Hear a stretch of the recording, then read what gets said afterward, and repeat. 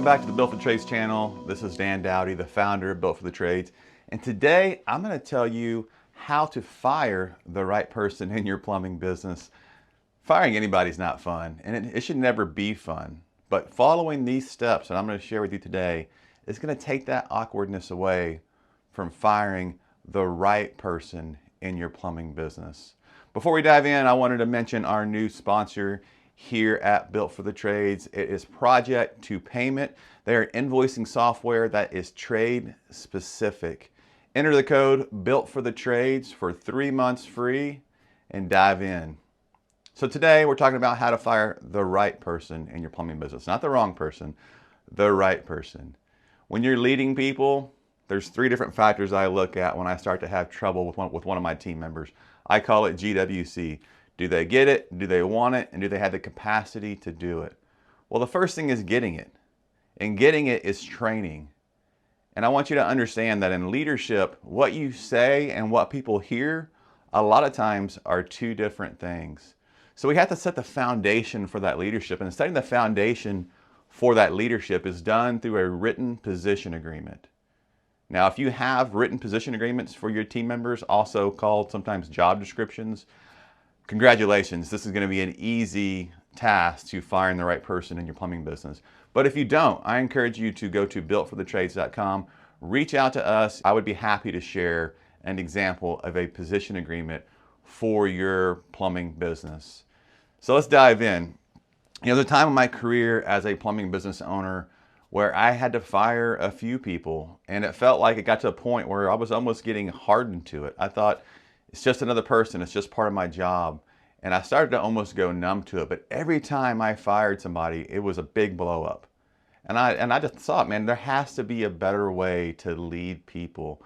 And that's really what I'm going to share with you today. But if you haven't watched the video on how to hire the right person in your plumbing business, I encourage you to pause this and go back and watch that as well, because that's going to help you avoid hiring the wrong person. Going back to GWC, so we have to help them get it, and we do that through a written position agreement. We sit down with them, we go through it, and make sure that they understand their position. Once you do that, then that really may fix all your issues with that team member. But if it doesn't, it's either going to be a want to or a capacity to do it.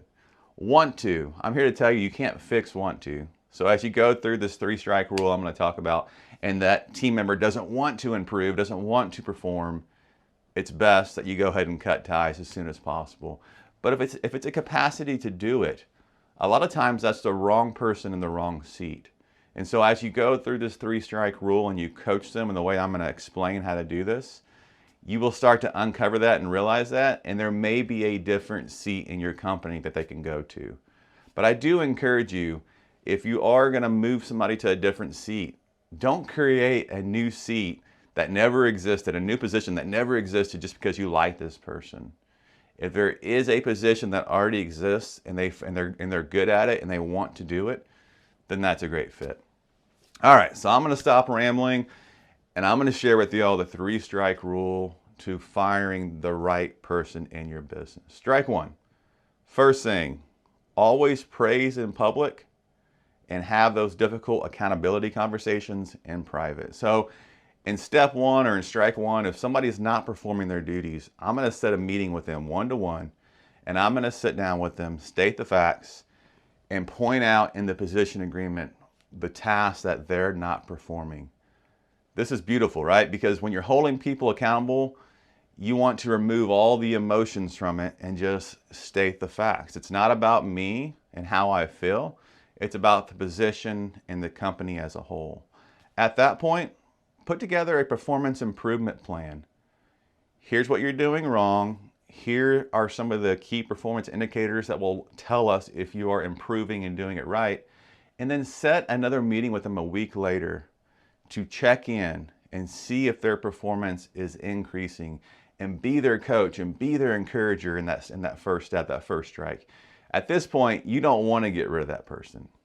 But if a week or 2 goes by and they're still not performing, then it goes to strike 2. Strike 2 becomes a written write-up, a written warning. Once again, call them in, sit down in private, state the facts again, have a write-up with you, go through the write-up, and y'all both sign it as a warning. Now you may say, but Dan, I'm not a corporate company. This is too corporate. I'm here to tell you, like, you want to give this person the most opportunity to be able to improve, and these steps will allow you to do that. So at this point, we're at strike 2. We have a written warning, and we're ready to go. And at that point, that can be your final written warning, because when you get to strike 3, let's just say that performance improvement plan didn't work again, they're still not performing.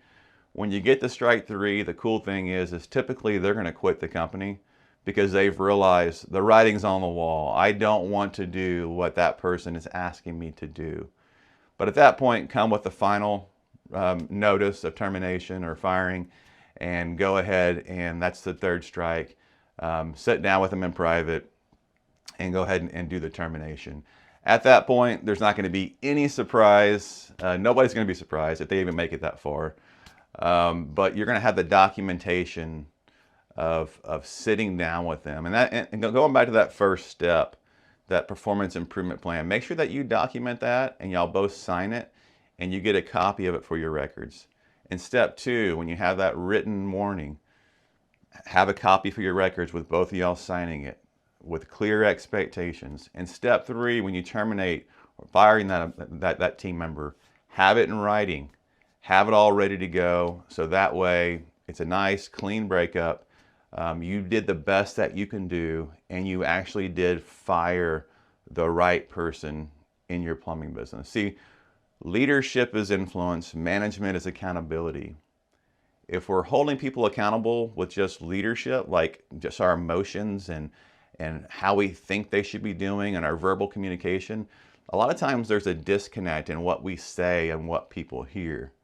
But if we lean into that accountability, and put things in writing, there's no gray area. It's black and white. Here's your duties. Here's performance we're expecting from you in that position.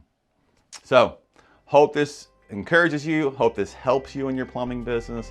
Once again, I know we don't want to fire anybody, but it will happen. It is necessary. And following these 3 steps will help remove that awkwardness from firing the right person in your plumbing business. Thanks again for watching. Please like, subscribe, share this episode, and I'll talk to you next time.